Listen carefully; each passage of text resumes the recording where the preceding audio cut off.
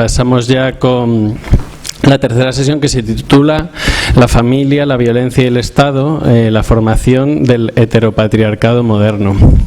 Después de 2 sesiones de un poco de introducción, la primera con Elena Casado, que sirvió para abrir preguntas sobre la violencia machista, la segunda sesión con Graciela Atencio sirvió para lanzar el concepto de feminicidio y un mapa sobre el feminicidio en España sobre todo. Y ahora, desde la organización del curso, quisimos meternos en el debate, digamos, histórico-político de fondo sobre de dónde surge históricamente las formas modernas de violencias machistas, digamos, para entender cómo las violencias machistas es un fenómeno histórico, cambiante, que surge en un contexto determinado, etcétera. Entonces, unas de las frases que dice Rita Laura Segato precisamente en su libro La guerra contra las mujeres, pues os la leo porque creo que pueden servir para para enmarcar la discusión de hoy y para también que Fernanda Rodríguez, que la tengo aquí a mi izquierda, nos ayude a entender qué quiere decir Rita Laura Segato con estas frases, ¿no? Entonces dice: así como comprender la historia del patriarcado es entender la historia de la esfera pública y del Estado, de la misma forma y en el centro de todas las cuestiones, entender las formas de la violencia de género hoy es entender lo que atraviesa la sociedad como un todo. Primera frase. Segunda frase. El Estado es siempre patriarcal, no puede dejar de serlo, porque su historia no es otra cosa que la historia del patriarcado. Y tercera frase, preservar la capacidad letal de los hombres y garantizar que la violencia que cometen permanezca impune es cuestión de Estado. Las tenéis por ahí en el librito para que las exploréis, el contexto en el que Rita Laura Segato dice esto. Entonces, con esta poniendo la cuestión del Estado en el centro y qué significa para comprender el surgimiento de la forma moderna de violencia machista, asociábamos en la presentación de la sesión la definición, una de las definiciones clásicas del Estado, que en teoría política o en teoría sociológica es una de las más conocidas como la definición de Max Weber, ¿no? Y tiene la relación, y os la leo, la definición de Max Weber. Dice: Estado es aquella comunidad humana que dentro de un determinado territorio reclama con éxito para sí el monopolio de la violencia física legítima. Esta es la parte como más conocida, pero luego sigue así. Lo específico de nuestro tiempo es que a todas las demás asociaciones e individuos solo se les concede el derecho a la violencia física en la medida que el Estado lo permite. El Estado es la única fuente del derecho a la violencia. Entonces, ¿cuál es la pregunta que lanzamos a Fernanda para ver si nos ayuda a entenderla? Pues la pregunta es, ¿cómo es posible que si lo que define el Estado es el monopolio de la violencia física legítima y cualquier organización o grupo armado, como sabemos, que le disputa al Estado el control de un territorio o el control de la violencia, el Estado interviene con todas sus posibilidades y con todos sus medios para que no haya grupos que le disputen ese control?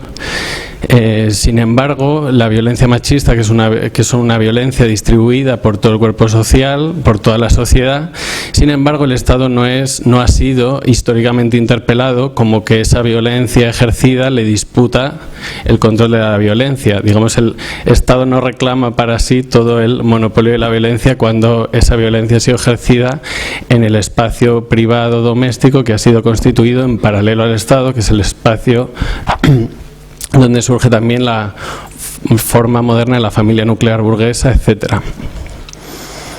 Entonces, esta cuestión, que es como una cuestión como de fondo y tal, aparte de lo que hablemos hoy, la vamos a retomar en la sesión quinta, cuando Corrales Herrera hable de la familia nuclear y cuáles son los conflictos y las violencias que surgen en ese modelo, y también en la sesión sexta con Rita Laura Segato, cuando va a hablar del segundo Estado y todo el tema de la paraestatalidad, etcétera, y cómo eso está transformando, en el momento en que se transforma la forma en que el Estado controla o monopoliza la violencia, en paralelo se transforman las formas en las que se produce la violencia dentro de los de los hogares. Sería un poco la idea general, que es para darle tiempo para asimilarla y ver qué significa eso.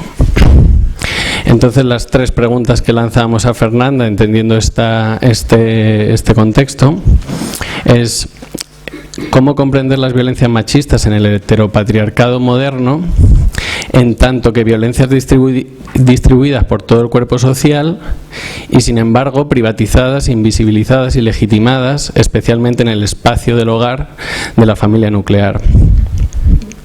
Segunda pregunta: ¿qué relación hay entre los cambios históricos en la forma del Estado asistencial liberal del siglo XIX y principios del XX, del Estado socialdemócrata keynesiano de mediados del siglo XX y del Estado neoliberal de finales del siglo XX hasta nuestros días? ¿Qué relación hay entre los cambios históricos en la forma del Estado y las formas en las que se dan las violencias machistas dentro de la familia? No solo, pero especialmente dentro de la familia, ¿no? Y luego la última pregunta es: ¿cuáles han sido los conflictos sociales, en particular de clase y de género, para la formación de esa familia nuclear moderna? Pues nada, hemos llamado a Fernanda para a ver si nos ayuda a comprender estas grandes preguntas. Fernanda Rodríguez es feminista y hace su tesis en filosofía, esperemos que la termine pronto, sobre la formación del género y la familia moderna heteropatriarcal. Y nada más, os dejo con ella. Muchas gracias.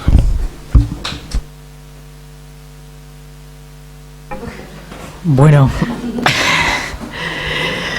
de la batería de preguntas que se lanzan, pues no sé si seré capaz, básicamente porque en lo que yo me he especializado es en la conexión del dispositivo de sexualidad con la propia formación de clase burguesa. Que la constitución de una clase no es una cosa inmediata. Una clase se constituye en lucha y tiene que poner en juego siempre un cierto aparataje cultural en donde la diversidad se lea como una. No es igual un comerciante que un hombre de letras, que un alto funcionario, que un artesano próspero. Toda esa diversidad social, que en principio solo es negativa, yo no soy el pueblo llano, pero tampoco soy la aristocracia, tiene que tener una autoconciencia social de alguna manera en la cual se constituya como sujeto. Bueno, esto es una cosa que más o menos podría ser considerada un planteamiento historicista. Entonces, cuando planteamos qué relación puede tener la vida privada o la vida familiar con el Estado, creemos que eso no, en principio, si no estudiáramos bien la cultura burguesa, podríamos decir, bueno, no tiene por qué tener conexión. Lo cierto es que la conexión, si hacemos algo de genealogía de cómo se constituye culturalmente esa clase, es muy muy fuerte y muy muy intensa. Tan es así que nosotros lo hemos heredado. Es verdad que nosotras no somos sujetos feminizados de un día para otro, sino que las operaciones patriarcales se van montando unas sobre otras. Pues, hay, por ejemplo, lo que llama Julia Varela el dispositivo de domesticación, de retirada de las mujeres de la esfera pública, sobre el cual se puede montar otro, que es el burgués, que es el de sexualización de las mujeres. El dispositivo de sexualidad tiene una enorme importancia política y es esto lo que va a conectar una esfera con otra. ¿Qué es el Estado? Eso que parece no tener vínculo con lo social porque lo consideramos separado de lo social, es esta tesis de la autonomía de lo político. El Estado es algo así como la comunidad mistificada, ¿no? Se supone que hay un conjunto de personas que están separadas de la mayor parte de la población, que en realidad constituyen una clase. Por eso no existe esa autonomía de lo social y del Estado, en tanto y en cuanto el Estado ha sido conquistado por una clase social concreta. Pues bien, hay un conjunto de personas que administran lo común, que producimos entre todos y que monopolizan también la violencia. Administran lo común y monopolizan la violencia. Esa es la vertiente material del Estado. El Estado tiene una naturaleza dual.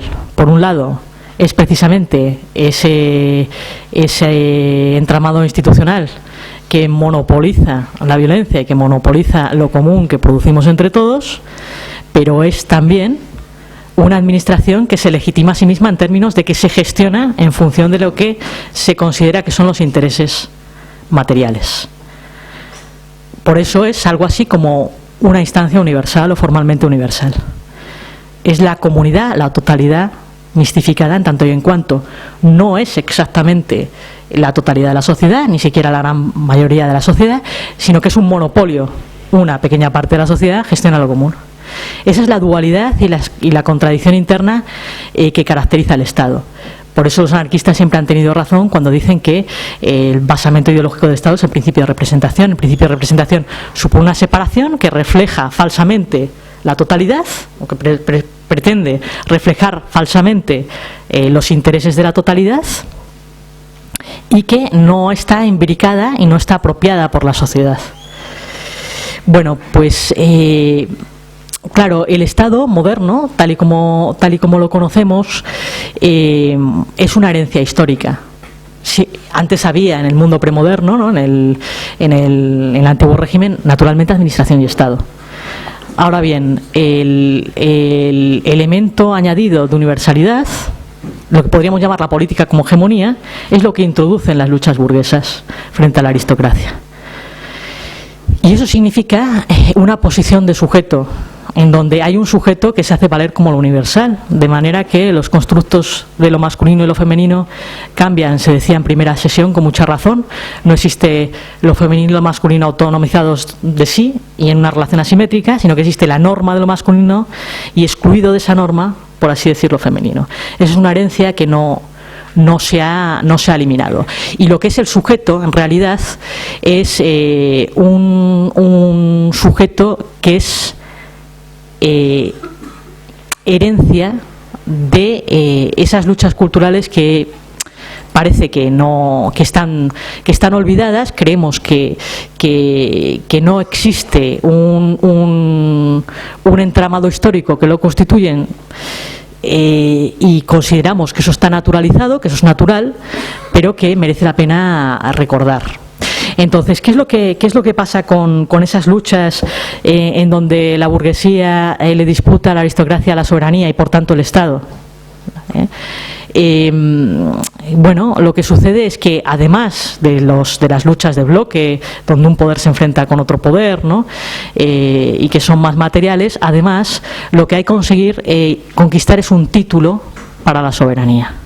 Y el título para la soberanía que la burguesía puede ostentar es una fuerza y un cuerpo. Una fuerza y un cuerpo que coinciden exactamente con la idea de sujeto, la idea jurídica del sujeto. Por eso no tiene razón Foucault que cuando queremos analizar el poder, eso no tiene que ver con lo jurídico-político. En realidad, la noción de sujeto es jurídico-política, la noción de sexualidad es jurídica y política. Eso es algo enormemente revisable en Foucault. Lo que quiero decir es que el sujeto burgués es sujeto porque pretende hacerse con un cuerpo, pretende universalizar falsamente, porque no quiere extender a toda la población, el habeas corpus, el hecho de tener un cuerpo. Ese es su título para la soberanía. Yo tengo un cuerpo fuerte y sano, tengo una nueva fuerza que oponer a la aristocracia. Y es ahí donde entra en juego la sexualidad. Por más que nos parezca absurdo o traído por los pelos, es realmente así. Por eso hay tantos discursos en las teorías políticas modernas del Estado, filosóficas, sobre la sexualidad. Toda teoría del contrato, como bien dice Bateman, empieza por el contrato sexual y eso no es casual. Existe una pedagogía que circula en torno de la cuestión del onanismo y de la sexualidad. Existe toda una obsesión por parte de la literatura burguesa de explicarle a las mujeres cuál es su función social, su nuevo rol dentro de la autoafirmación del sujeto burgués como futuro soberano, que se nos está quedando en lo oculto a día de hoy, pero que en realidad es nuestra herencia inmediata. ¿Por qué somos sujetos sexualizados, o mejor dicho, porque somos esos sujetos ambivalentes y casi ininteligibles como sujetos, por esa herencia. Entonces, ¿cuál es el proyecto de la burguesía cuando te quiere disputar a la aristocracia al Estado, cuando quiere apropiarse del Estado?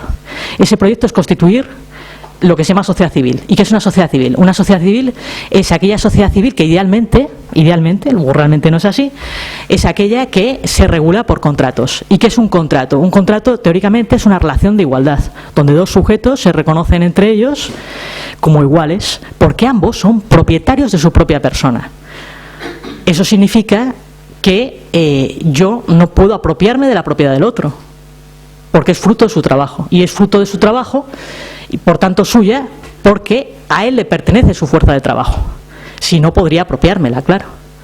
Entonces, el contrato es una relación de reconocimiento entre iguales, que se reconocen como propietarios de su propia persona.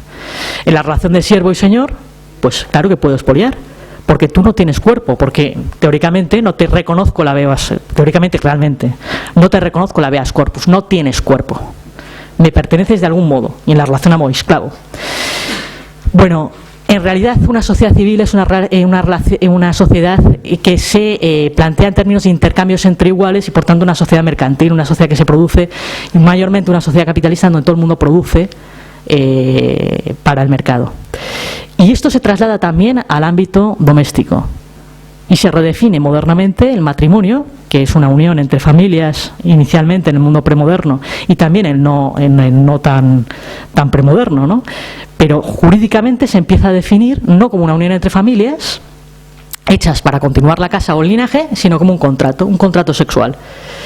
No me estoy inventando nada porque esto es literalmente así en todas las teorías del contrato y mayormente lo podemos perfectamente leer en Kant, donde la definición del matrimonio está en Roma, que incluso a algunos de los pensadores burgueses les sonroja. Y es la siguiente: el uso mutuo de las capacidades sexuales.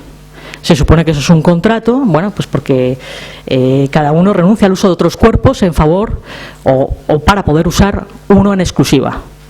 Pero en realidad lo que se introduce ahí es una gran asimetría erótica.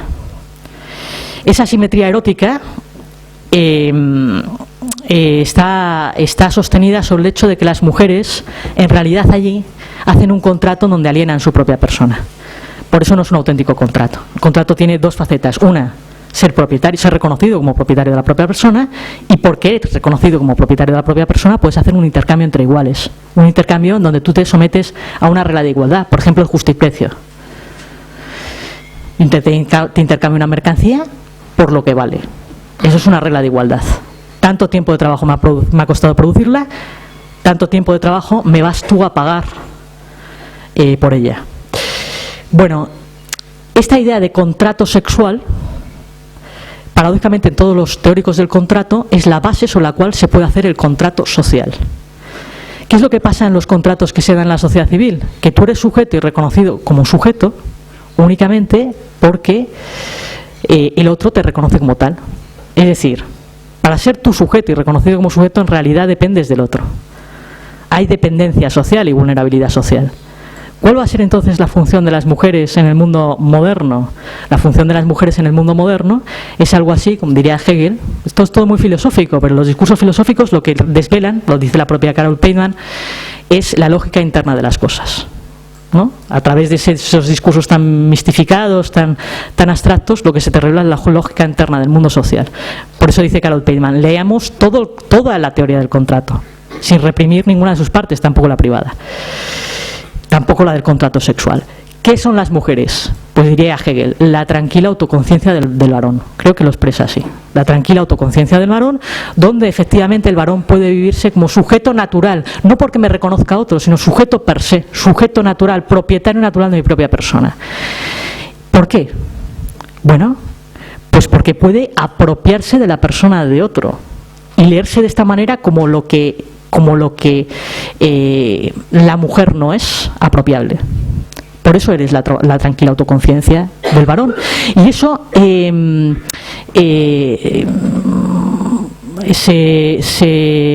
se desvela también en que las mujeres tienen una función de seducción, donde los deseos en el contrato sexual no son equivalentes. el deseo de la mujer es el deseo del otro, el deseo del varón es el deseo que se autoafirma a sí mismo. Diciéndolo con Rousseau y literalmente, dirán, las mujeres y los hombres no son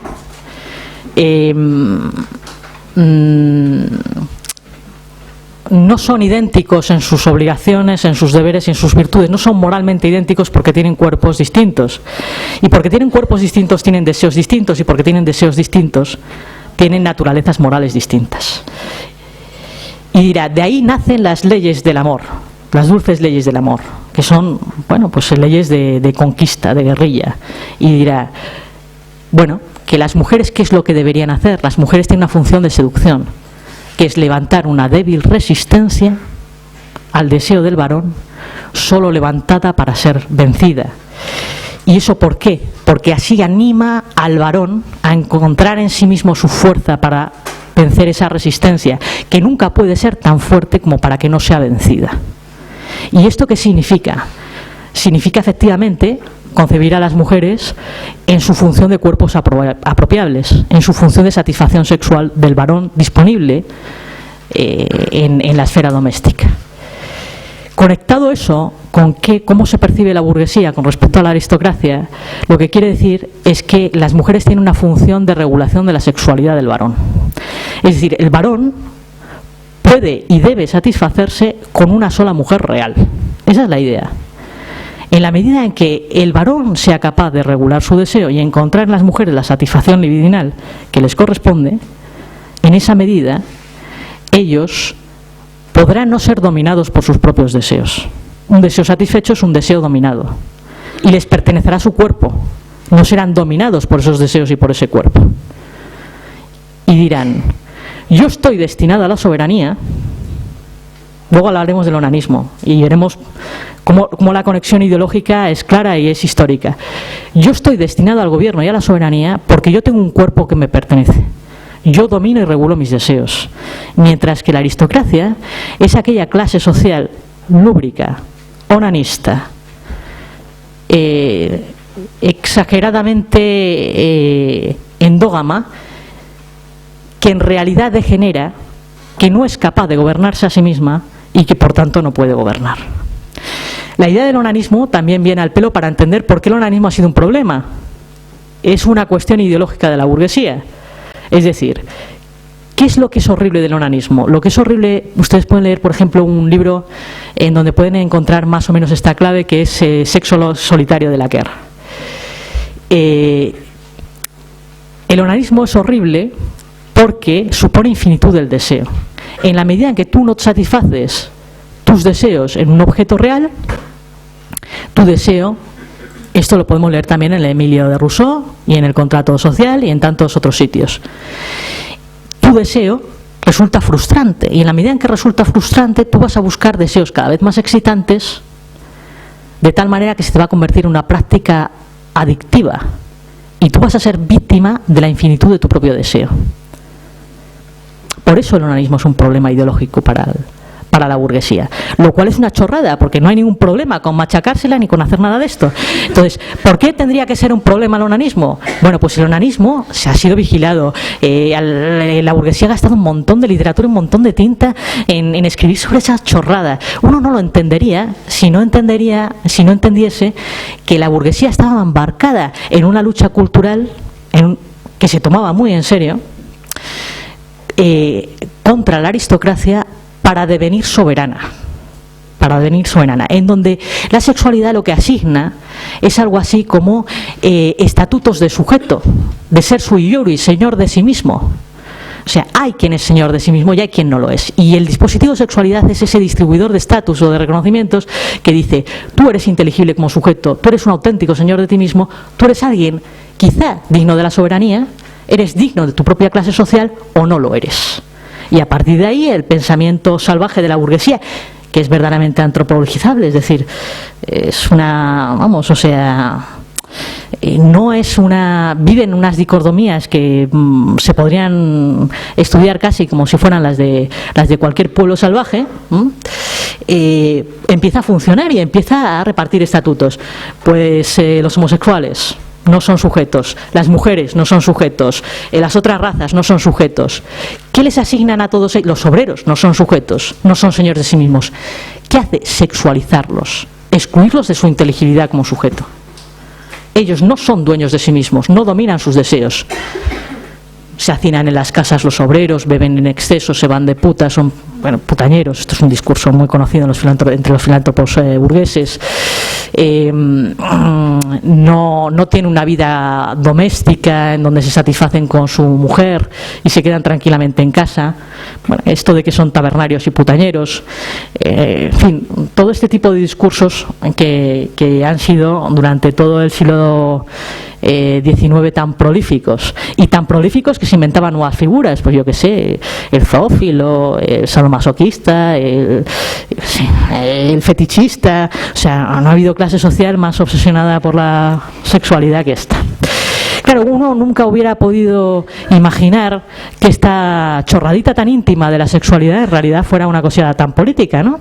Si uno no se hubiera puesto a hacer el seguimiento, ¿no?, como hizo en su día Foucault, que es una tesis Foucaultiana, ¿no? La sexualidad tiene que ver con la constitución de un cuerpo de clase y de un título para la soberanía. Es una tesis que podemos leer en Historia de la Sexualidad, si efectivamente no hubiéramos seguido estos discursos burgueses en sus constituciones. La novela burguesa enseña a las mujeres burguesas a cómo ser mujeres y a tener esta función de seducción del varón. Podríamos leer pues la Pamela de Robertson, ¿no?, donde se nos explica Tut Kurt esta función de regulación de la sexualidad masculina por parte de las mujeres. ¿Y esto qué quiere decir, en último término? Quiere decir que la identidad política que hemos heredado y que permite culturalmente hacer un proceso de subjetivación empoderada, en donde se expropia el Estado a la burguesía, a la aristocracia, es una identidad política que excluye a las mujeres de cualquier idea de poseer un cuerpo. Por eso viene a decir Peitman, hombre, ¿y por qué el contrato no tiene éxito contra las violencias? Pues porque la idea de sujeto es material, muy material y muy concreta. Eso explicaría a lo mejor también por qué en un caso de una violación lo que está por así decir, en cuestión es el consentimiento de la mujer o el no consentimiento de la mujer, es decir, su inteligibilidad como sujeto. ¿Se opuso usted suficientemente y con suficiente claridad y con suficiente contundencia? Y claro, es verdaderamente tortuoso. Es decir, lo que le están preguntando a una mujer es: ¿verdaderamente usted actuó como propietaria de su propia persona? Porque lo que se sobreentiende es que no. Y no es tan cruelmente y quizá tan invasivamente interrogado el violador como la violada. Alguien podría decir: no, eso tiene que ver con la presunción de inocencia. O no, o tiene que ver con presupuestos y supuestos culturales, que son políticos.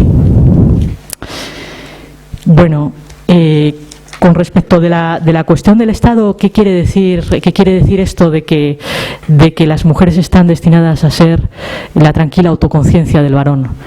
Quiere decir que para muchos varones, muy probablemente, en la medida en que las mujeres son el objeto mediado a través del cual los varones se reconocen como varones entre ellos, es decir, como sujetos naturales de su propia persona, no como sujetos que lo son porque se les concede socialmente unos derechos. La contradicción entre la igualdad formal, el reconocer formalmente a las mujeres como iguales, y la dimensión erótica de que su función social, función asignada como sujeto feminizado, es la de la satisfacción libidinal del varón, pues quizá sea una gestión complicada. De lo que debemos deducir a lo mejor que las violencias muchas veces tienen que ver con eso, con que lo que no podemos deconstruir fácilmente es ese constructo histórico de la mujer sexualizada. Y eso, aunque el Estado ponga jurídicamente todo su aparataje, es un aparataje que ya lleva históricamente en la mochila, porque el Estado no es autónomo, porque es mentira la autonomía de la política. Porque lo que sucede en la sociedad y lo que se ha heredado socialmente, incluso para precisamente apropiarse de esa instancia del Estado es constitutivo y ya basamento de la acción estatal. El Estado dejará zonas grises y zonas oscuras a la violencia. Al Estado le resultará muy difícil considerar violencia ciertas cosas. El Estado pondrá en solfa muchas veces, o sus instancias estatales, las instancias jurídicas, el estatuto de las mujeres como sujetos, y eso es difícilmente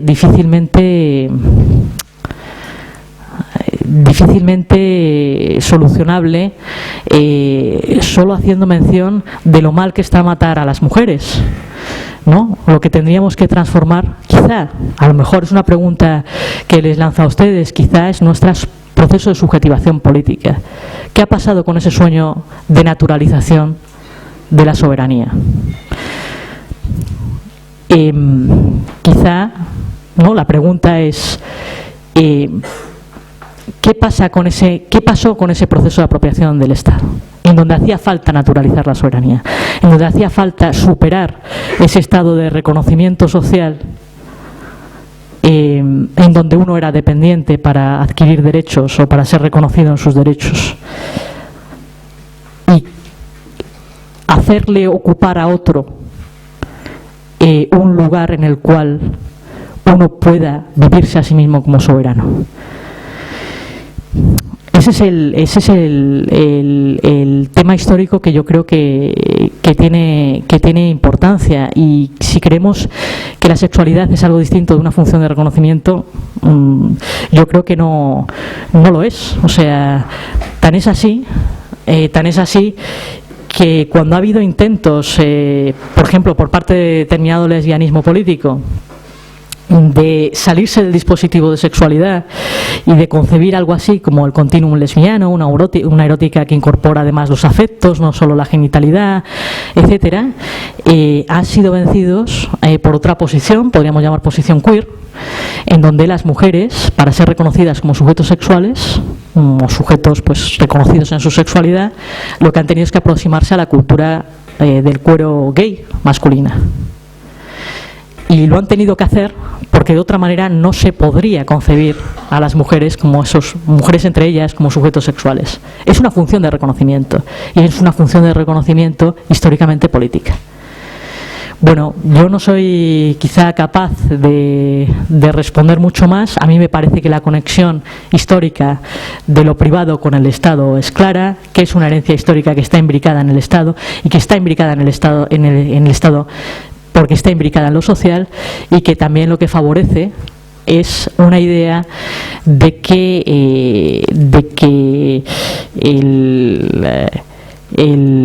la dignidad social debe superar y debe exceder el estado de vulnerabilidad social o de dependencia social. Quizá si asumiéramos la dependencia social o el estado de vulnerabilidad social como constitutivo, quizá, y como algo políticamente potenciador, quizá haríamos un gran daño a la ideología patriarcal, porque el hecho de ser afectado es lo que te permite ser agente también. Esto es lo que no acepta la ideología masculinista, y esto es lo que no acepta el sueño de soberanía masculinista que hemos heredado en la modernidad. Bueno, por mi parte, yo, si Álvaro me lo permite, lo dejo aquí, porque me dijo 40 minutos, pues 40 minutos.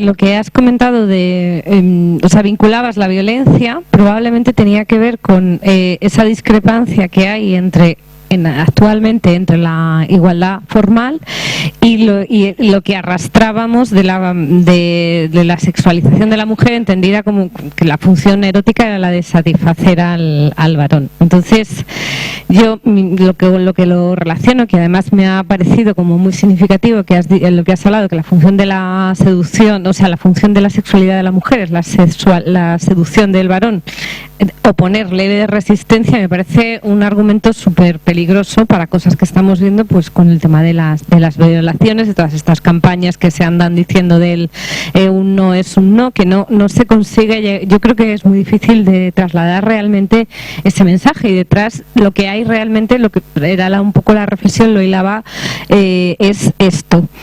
Entonces mi pregunta es, que lo que me parece muy perverso es si tiene relación con esto, porque llevo tiempo observando que es muy perverso el mensaje de un aumento de la sexualización de mujeres y niñas, porque a mí eso me preocupa bastante, entendida como una falsa libertad sexual de ellas mismas, sin hacer todo esto, sin que la sociedad se haya quitado este lastre que venías hablando y cuando pones el foco en eso, la respuesta suele ser un poco desde que somos unas reprimidas, ¿no? Al trasladar eso. Y sí que es cierto que lo que voy a decir suena un poco barbaridad, pero a mujeres de mi generación hasta hemos estado más protegidas desde esa mayor castración, o ponernos el foco en el miedo a nuestra sexualidad, que ahora no está. No digo que tenga que ser eso, digo que incluso, me llevaba un poco a esa reflexión, a decir qué peligroso es, sin haber hecho esa reflexión de quitarnos esa función erótica que seguimos arrastrando, estar en el punto en el que estamos. Era un poco la reflexión.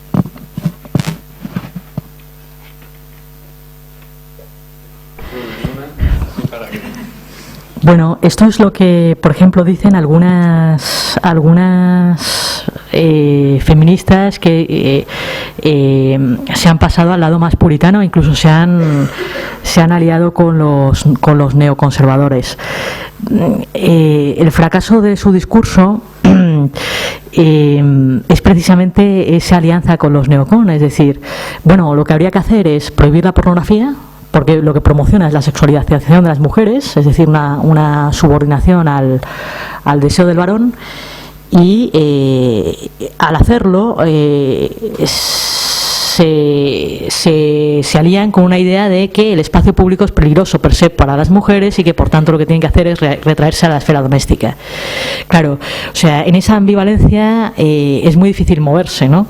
Es decir, hacer un discurso de ese estilo te puede llevar al lugar en donde se colocan. Es que tengo una malísima memoria últimamente. Los referentes feministas de esto serán juristas norteamericanas. McKinnon, muy bien, gracias, mil gracias. Estamos cada vez fatal. Bueno, tiene ese planteamiento demasiado ambivalente. Lo cierto es que ellas tienen razón en un punto, y es que efectivamente el patriarcado muta hacia algo que se llama, o el dominio masculino muta hacia algo que se llama régimen, que podríamos llamar régimen farmacopornográfico, donde ya no se trata ni siquiera de esa función doméstica de las mujeres burguesas, sino que es algo así como una función social general que ya no está ni siquiera circunscrita en el ámbito doméstico, lo que aprenden las niñas en el consumo cultural, en el propio consumo de pornografía, lo aprenden los varones, lo aprenden las niñas de muy jóvenes, a través de la publicidad, de las redes sociales, pero que no, claro, no comporta, rigurosamente hablando, una valorización de sí como agente político, como agente social. Es enormemente conflictivo.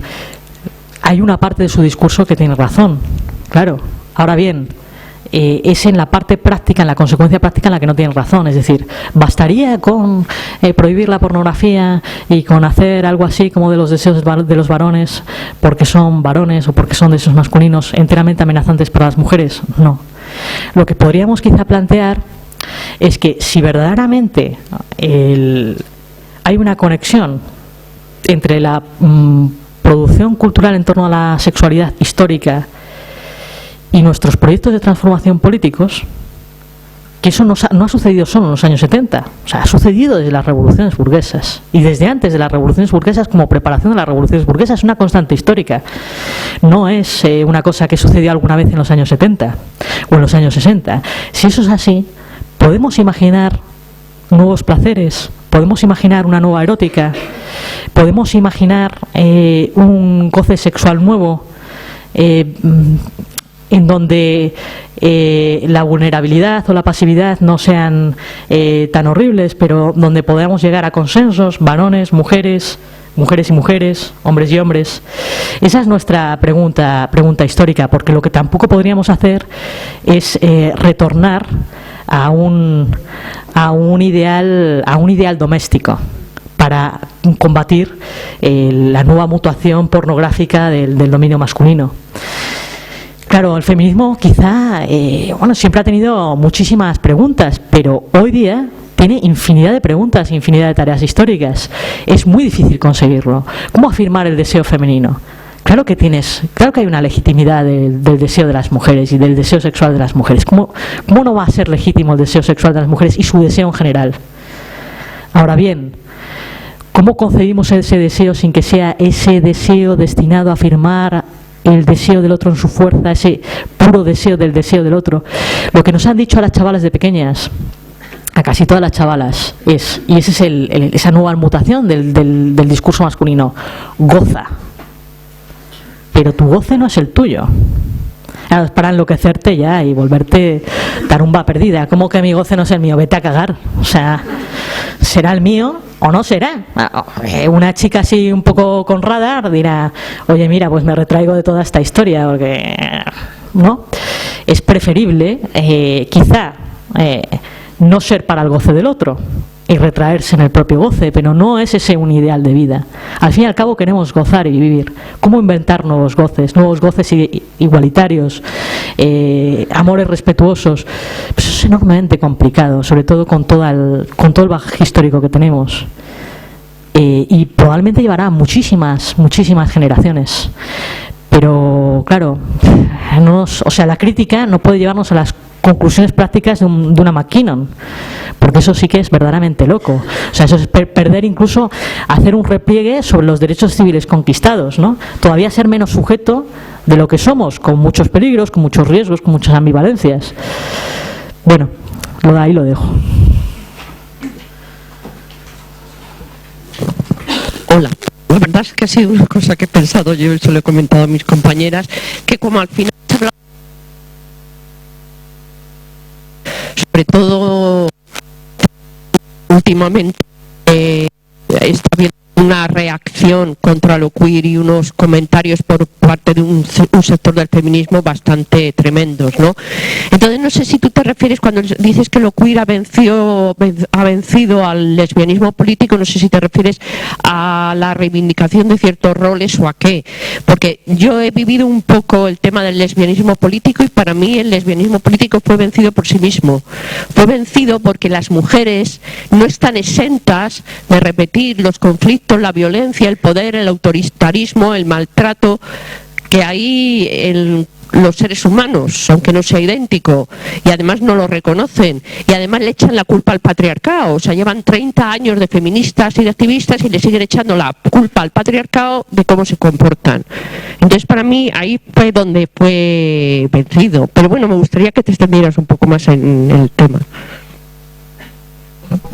Sí, igual ahí yo he sido roma y vulgar, pero lo que quiero decir en el ámbito de los discursos, porque claro, yo cómo voy a refutar a alguien que lo ha vivido, a una generación anterior. O sea, no estoy capacitada ni soy quien para hacerlo. Yo eso no lo he vivido. O sea, yo lo que he hecho es leer los discursos o ir leyendo determinados discursos. No digo que toda la teoría queer caiga en esa sexualización brutal, en donde además hacen del discurso, o donde se hace del discurso del sexo la verdad de sí mismo. Es decir, hay una paradoja en el discurso queer, y es que empieza diciendo algo así como: el género es construido, el género social está socialmente construido, Pero por otra parte, hace del sexo y de la sexualidad, del propio deseo, la verdad de sí mismo. Mucha literatura queer, no digo que toda, mucha literatura queer tiene un tinte y un toque intensamente confesional. Es decir, yo voy a hacerme reconocerme como sujeto sexual hablando de mi deseo. Pongamos por caso, Beatriz Preciado. Pues cogemos el texto yonki, tiene un punto autoparódico el texto yonki, si uno pues le lee un poco dice, bueno, yo creo que a veces no te tomas en serio ni a ti misma, pero bueno, lo cual está bien, que haya cierto sentido del humor sobre uno mismo. Pero bueno, es una paradoja que hay en determinado discurso queer. O Pat Califa, ¿me ayudas? Bueno, pues este es una apología del lesbianismo sadomasoquista, ¿no? También existe mucho discurso lesbiano en este sentido. Es decir, la paradoja del discurso no sé, ahora no se me vienen los nombres a la cabeza, ¿no? Pero también los discursos Batfem, ¿no? Los discursos Batfem, donde uno habla su deseo como masculino o su deseo como femenino. O sea, hay una amplia literatura queer que habla del deseo como la identidad de uno mismo. Y eso colisiona un tanto con la idea de que nuestra identidad sea socialmente construida y la podamos de alguna manera seguir trabajándola. O sea, hay algo así como una mistificación del sexo y de la identidad sexual de nosotros mismos. La centralidad de la sexualidad, yo dudo de que sea una cosa positiva. Y dudo de que sea una cosa positiva por la sencilla razón de que en la medida en que nosotros estemos constantemente intentando ser reconocidos como sujetos sexuales, renunciamos a entrar en algo así como la lucha por el reconocimiento de tipo político. Hay en el sexo algo como de sexo rey, como de sueño de soberanía. Yo valgo por mí mismo, mis deseos valen por mí mismo. Hay cierto solipsismo en el discurso sexual que hace que uno rompa de alguna manera con la idea de que uno es lo que es en relación con otro. Eso es en gran parte también nuestro régimen pornográfico. Es decir, yo dejo de tener una identidad como propietario de mi propia persona, de mi cuerpo, de mis placeres y de mis goces, que esté mediada por el otro. Yo soy dueño de mí mismo en la autoafirmación de mi deseo. No soy un sujeto político reconocible, un sujeto reconocible en mi relación con otros. Históricamente, por ejemplo, la revista Playboy, en los años 50, esto lo cuenta muy bien Beatriz Preciado en un libro muy bonito, creo que se llama Pornotopía, que recorre un poco la historia de la revista Playboy. La revista Playboy intenta desconectar la identidad masculina de la identidad política. No es bueno que los hombres estén juntos, eso es algo así como homosexualidad latente. Lo que tienen que hacer los hombres es estar con algunas mujeres, disfrutar en el espacio doméstico. Hay que tener en cuenta que el conejito Playboy es un animal doméstico, es un hombre doméstico, es un hombre en su ático y es un hombre solo. Es decir, el dispositivo de sexualidad ha devenido antipolítico. Ya ni siquiera es algo así como un artefacto cultural para disputarle la apropiación del Estado a otra clase social, sino que ha ido absolutizándose de tal manera que incluso nos separa de la capacidad que nosotros podamos tener para hacernos valer, que siempre es una tarea colectiva, como sujetos políticos. Bueno, esto es problemático. Toda esta sexualización excesiva es problemática en varones y en mujeres. Y por otra parte, claro, o sea, tampoco creo que el discurso queer en algunos puntos nos lleve a a transformaciones sociales importantes, porque hay un goce en la transgresión también. En el reconocimiento de uno como sujeto sexual que vale per se, hay también un goce en el hecho de transgredir la norma. Es decir, en el hecho de ser pura y dura minoría. Esa es otra contradicción de determinados discursos queer. Hay algo así como un déficit político en este... Bueno, ya sé que alguien me podría dar de leches y probablemente me las daría con eficiencia, pero yo a veces lo leo así, ¿no? O sea, tenemos que combatir de alguna manera el dispositivo de sexualidad, inventar algunos nuevos goces que nos inscriban nuevamente en lo social de una manera alegre, porque el dispositivo de sexualidad me parece que es muy poquito emancipador, francamente. ¿Más preguntas? ¿Dudas? ¿Comentarios? ¿Sabéis que hay muchas fadas?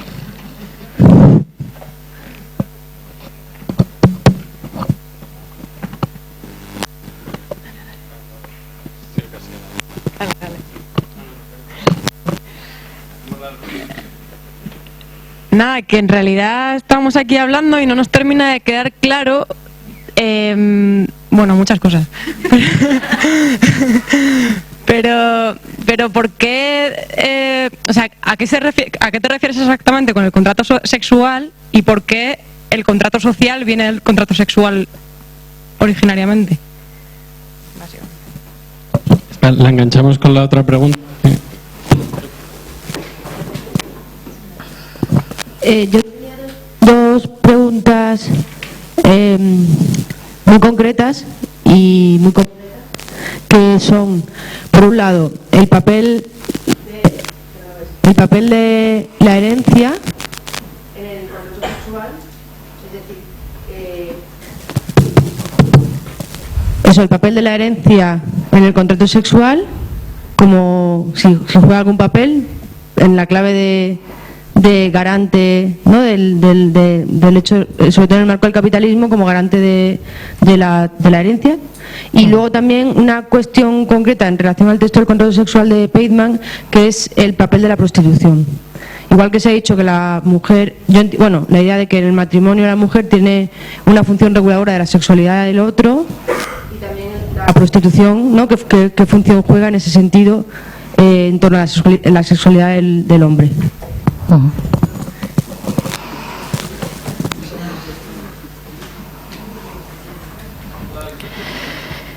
Bueno, a ver, sobre la primera pregunta, o sea, la idea básica es que el discurso del origen es que los varones se reconocen entre sí como propietarios de su propia persona y que lo que hacen es renunciar a su propia fuerza en favor de una instancia estatal que lo que hace es monopolizar la violencia para que no sucedan violencias ilegítimas. Es decir, lo que es el derecho, en definición hegeliana, es, y la ley, es el ejercicio de una violencia contra una violencia ilegítima. Vale. Entonces, en los discursos estos mitificados del contrato social, lo que se viene a decir es posible para los varones reconocerse como propietarios de su propia persona. Claro, esto no es tan fácil. Tú, en una relación contractual, si tú eres solo, y esto lo dice Hegel y tiene razón, si tú eres solo reconocible como sujeto porque el otro te reconoce, porque hay un reconocimiento mutuo, tú en realidad no eres sujeto propietario de tu propia persona per se. Sencillamente el otro te está reconociendo esos derechos. Es decir, tu carácter de sujeto, de propietario, en realidad es un artefacto, un constructo social. Y en la medida en que es un artefacto, un constructo social, no es algo que tenga solidez y firmeza. Hace falta naturalizar tu estatuto de propietario de tu propia persona. Bueno, aquí ni Dios es propietario de su propia persona o propietario de su cuerpo. O sea, nosotros somos pobre gente destinada a la enfermedad, a la muerte, nos han limpiado el culo. Es decir, no somos absolutamente nadie sin los otros. La pretensión de que tú eres alguien por ti mismo, esa pretensión la tienes que construir culturalmente. Eso está interiorizado en los varones, que tú eres algo por ti mismo, con independencia de los demás. No está tan interiorizado por parte de las mujeres. Entonces, ¿quién te va a garantizar que tú, que eres una mierdecita, una puta mierdecita, que tu madre te podía haber tirado por la ventana perfectamente y que a lo mejor es lo mejor que hubiera podido hacer? Tú que eres una mierdecita, ¿por qué ibas a ser reconocible en tu estatuto de propietario de tu propio cuerpo, que es un cuerpo que te obedece, que es un cuerpo fuerte y sano? Pero qué gilipollez es esa. Tú eres un mortal, absolutamente pasajero, jarasca, ¿qué pasa? Eso es lo que eres. ¿Por qué te iban a reconocer así? Entonces te tienes que inventar un cuento, un delirio cultural, de que tú realmente eres algo así como lo que los otros no son. Algo así como una fuerza vital, igual que la sangre de la aristocracia, que es una parida.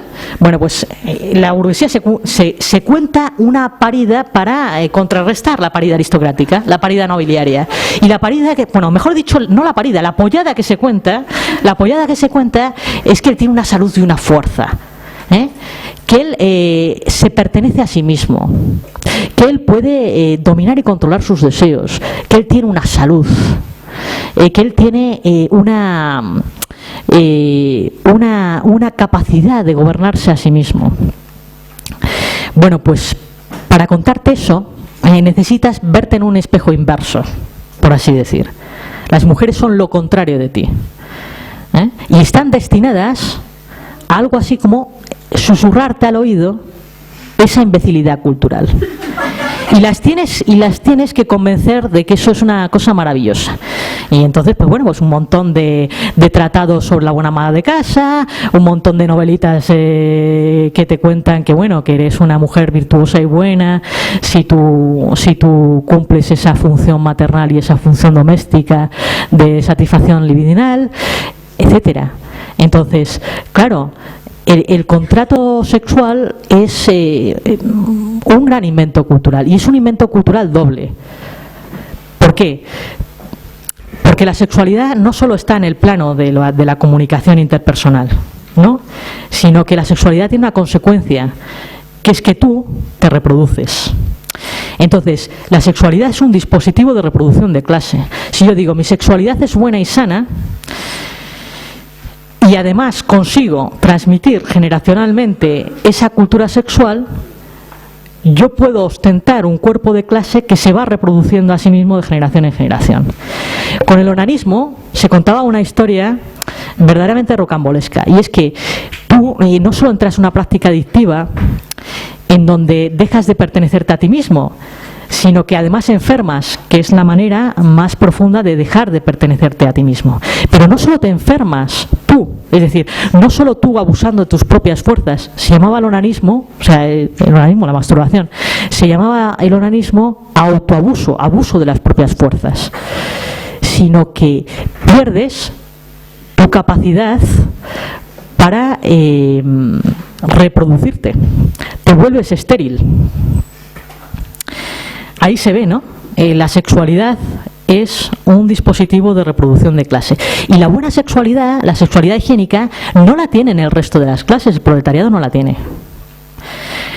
El proletariado lo que tiene es unos malos hábitos que en cualquier caso quizá habría que cambiar. Pero incluso si los cambiamos y se vuelven gente doméstica, fijada a la casa y a la fábrica, siempre hay que estar controlándoles, porque les puede salir de no se sabe bien dónde un espíritu putañero y tabernario con el que hay que tener cuidado. De ahí que, bueno, la clase obrera sea una clase muy estigmatizada. Hay un racismo de clase en la burguesía. De hecho, hubo en Francia, en la segunda mitad del siglo XIX, algo que se llamaba degeneracionismo, de acuerdo con el cual había algo así como generaciones disgénicas en la clase obrera. Pues yo qué sé, el primero pues es nervioso, es un un tanto raruno, a veces con cierta tendencia revolucionaria, que es una nerviosidad, en fin, una cosa psiquiatrizable, esto de ser revolucionario. El segundo es alcohólico, el tercero es un poquito retrasado y ya el último es imbécil perdido y además estéril. Bueno, esto más o menos el degeneracionismo francés lo mantenía, y luego Lombroso, es decir, estos no tienen una buena sexualidad ni tienen un auténtico cuerpo de clase que les destine al gobierno. Son degenerados. La palabra degenerado es una palabra que la burguesía aplica por un lado a la aristocracia y por otro lado a la clase obrera. Tan importante es para ellos la sexualidad en los dos planos, en el plano de la comunicación hombre-mujer, de la comunicación sexual, y en el plano vertical de la reproducción de clase. Es toda una ideología muy bien montada. Es un invento genial de la burguesía el dispositivo de sexualidad. ¿Por qué es un invento genial? Porque es una manera de tener linaje sin tenerlo. La aristocracia tiene sangre, pero la sangre es una particularidad. Yo no puedo reconocer el privilegio en una sociedad civil moderna donde se supone que nosotros estamos sometidos a leyes universales. Formalmente podríamos decir que bueno, la gente tiene cuerpo, aunque realmente eso la burguesía tenga el buen cuerpo. Y ese invento es una manera de tener linaje sin tener que reconocer algo así como un principio de privilegio.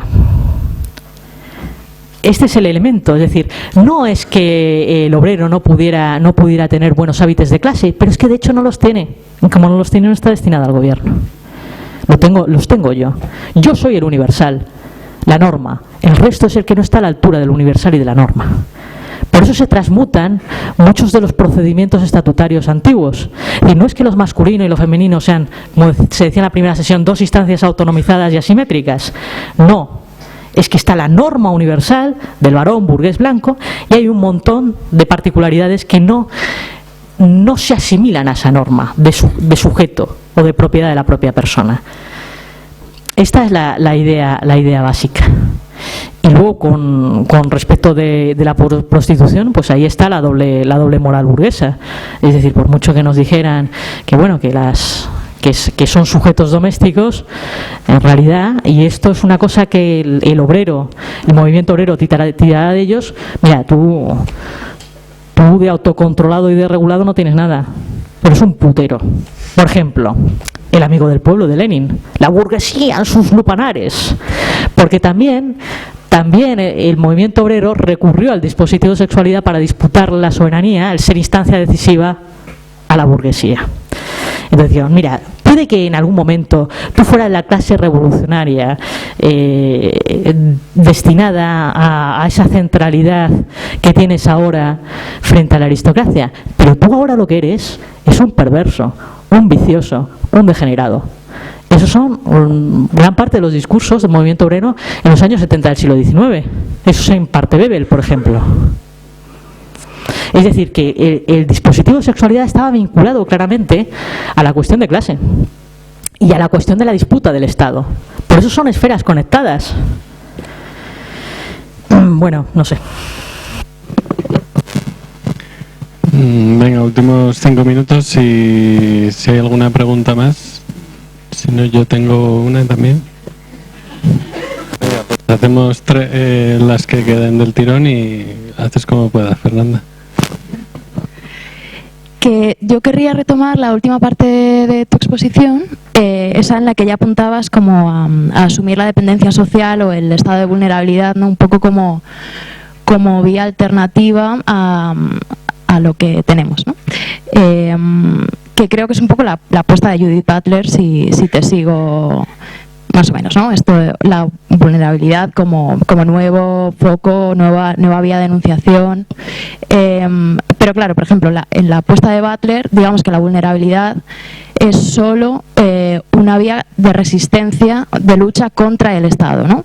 O sea, que digamos, quizás seguimos en ese esquema que tú decías de forma muy divertida, como la complacencia de la transgresión, ¿no? Seguimos ahí, la complacencia de la transgresión. Entonces mi pregunta es, ¿deberíamos pensar como otras formas de afirmación que no sean solo la resistencia? ¿O es posible un Estado de verdad construido en esa base de la vulnerabilidad. No sé si irías más allá y hablarías del impersonal en el sentido de Merleau-Ponty o bueno, todas estas corrientes, ¿no?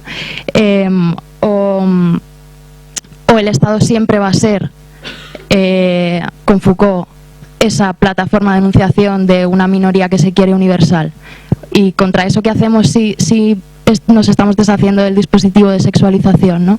O sea, si tú no optas por cooptar el dispositivo de sexualización, sino dejarlo al margen, digamos, bueno, perdón porque es una pregunta tochísima, pero igual como una, no sé, una pincelada o algo así, un destello. Espera, estamos hablando de la familia, la violencia y el Estado. ¿A quién va? Yo solo, si puedes matizar un poco, porque me pierdo como en un paso. ¿Qué se supone que defienden? Digamos, en el contrato sexual, ¿qué defiende el otro lado, no? El que lo defiende, para decir, no, como un poco cuando ves la parodia del otro lado y entiendes cosas tuyas, ¿no? Más que explicarte a ti misma. ¿Qué defienden de por qué somos iguales, no? Porque hay una parte en el que de repente hablabas del contrato sexual, uso mutuo de capacidades sexuales, ¿no? Esto queda todo muy bien, y en el momento que introducen la palabra asimetría, ese salto, ¿no? Porque según ellos, no hay asimetría, ¿no? En un matrimonio, en un contrato. Yo te uso, tú me usas. Pero ¿en qué momento teóricamente está el salto? Ese de, ¿no? ¿Alguna por ahí?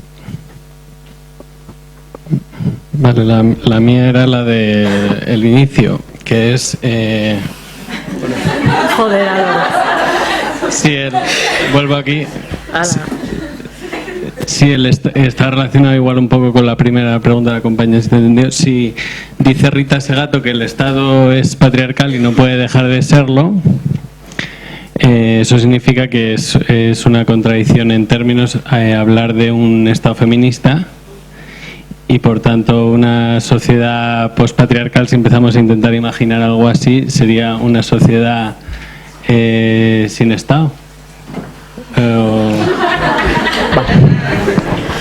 Nada más, bueno. Esto se lo vas a preguntar a Rita Segato, ¿no? Sí, sí. Vale. Bueno, a ver, o sea, lo que dice Carol Pateman es en la mayor parte de los contratos que se dan en la sociedad civil, o lo que los burgueses llaman contratos en la sociedad civil, ni uno es un puñetero contrato. O sea, prácticamente ninguno. ¿Por qué? Porque son contratos laborales donde la gente aliena a su propia persona. La condición para que un contrato sea un contrato son dos, que son como las dos caras de la misma moneda. Una, que haya igualdad en el intercambio y, por tanto, que se cumpla un supuesto, que uno sea propietario de su propia persona.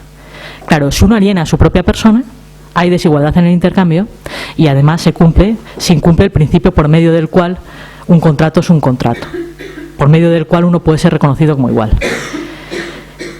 En la sociedad civil moderna, en la sociedad civil burguesa, apenas si hay un puñetero contrato. No lo hay entre mujeres y hombres, no lo hay en el ámbito de la producción. ¿Dónde hay contratos?, se pregunta Carol Pateman. Hay una gran mitificación ahí. El contrato sexual no es un contrato, y la paradoja, que es lo que ella dirá, no es un auténtico contrato, es una trampa. Lo que viene a decir es que es un falso contrato. Y que es un falso contrato en la medida en que no se reconoce a las mujeres como propietarias de su propia persona. Ellas alienan su propia persona de alguna manera. Uno es activo y posee, otro es tomado y afectado. Esa es la simetría erótica. Y es el único contrato donde conscientemente el filósofo burgués introduce el estatus, que es algo prohibido en términos de contractuales. Yo no hago un contrato con otro en calidad de zapatero o en calidad de herrero o en calidad de... No, hago un contrato como puramente sujeto.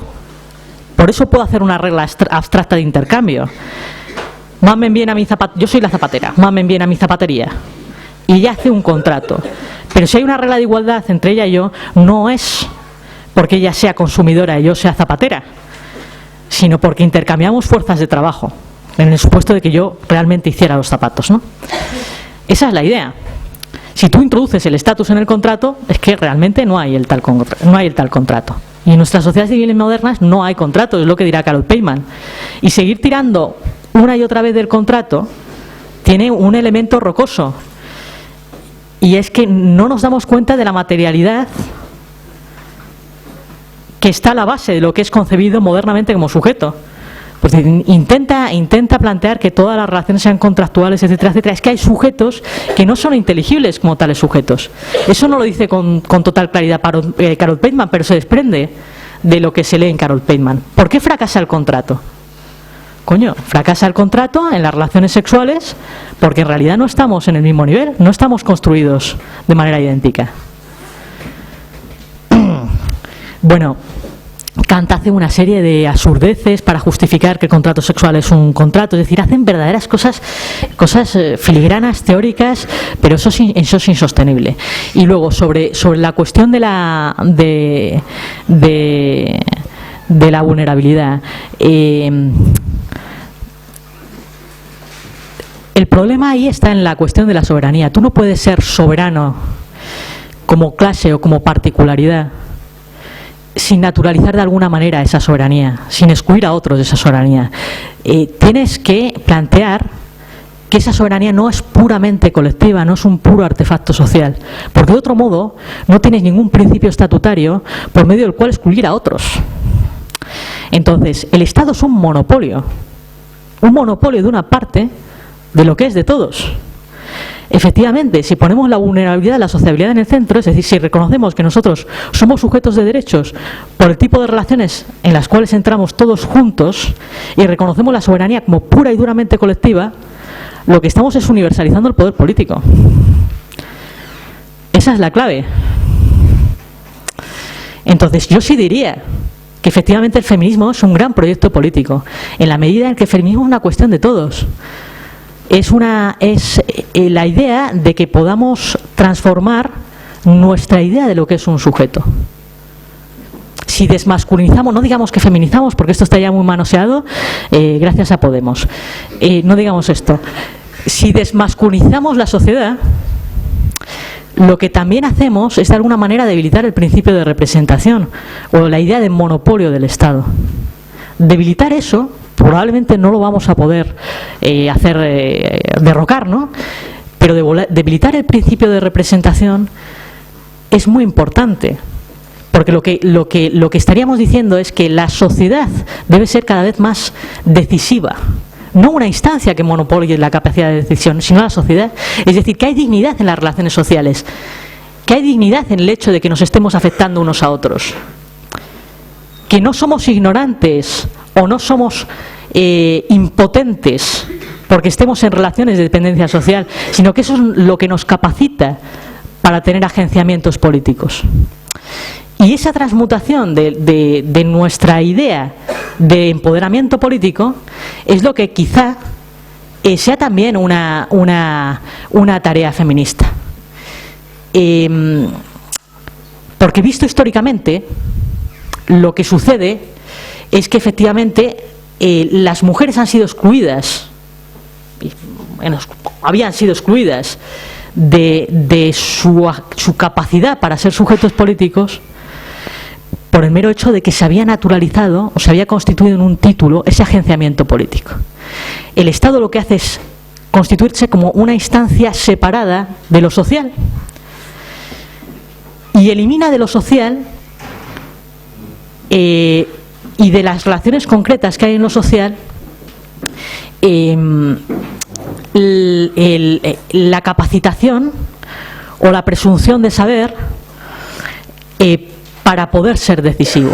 Hay un otro que sabe y hay un conjunto, un ámbito que siempre es considerado particular, que siempre está fuera de lo universal, que siempre es concreto, que no está capacitado para representarse a sí mismo en términos de interés general. Entonces, yo creo que por ello el dignificar el hecho de ser sujetos sociales y de no pretender que somos sujetos fuera del ámbito de lo social y debilitar, por tanto, el principio de representación es esencial para transformar también nuestra noción de sujeto, y al transformar también nuestra noción de sujeto y de subjetividad y democratizar las relaciones sociales, también las mujeres seremos más capaces de validarnos como sujetos dignos de ser reconocidos. O sea, el problema de las mujeres y de otros muchos sujetos es una inteligibilidad como tales sujetos. Porque solo concebimos la dignidad en términos de naturalización de un título, que es algo así como una fuerza, una independencia, una autonomía. Este es el tema. O sea, ¿cómo dotamos de dignidad al hecho de estar inscritos en relaciones sociales y a ser dependientes? Esta es una pregunta quizá que parece muy, muy filosófica, pero que es en gran parte mucho de lo que estaba en el movimiento obrero, mucho de lo que está en el pensamiento socialista, mucho de lo que está en el pensamiento anarquista. Es decir, no es extraño a nuestra tradición. O sea, hay una idea antropológica distinta en el movimiento obrero de lo que es en realidad ser un ser humano. Y lo que dirá frente a la noción liberal de sujeto y de género humano, el movimiento obrero es que ser humano es ser constitutivamente social. Bueno, yo creo que por tanto no está lejano de nuestra tradición, sino que podemos recuperar esa tradición, mutarla, recombinarla, reactualizarla. En fin, quizá es una idea un poco excesiva, no lo sé.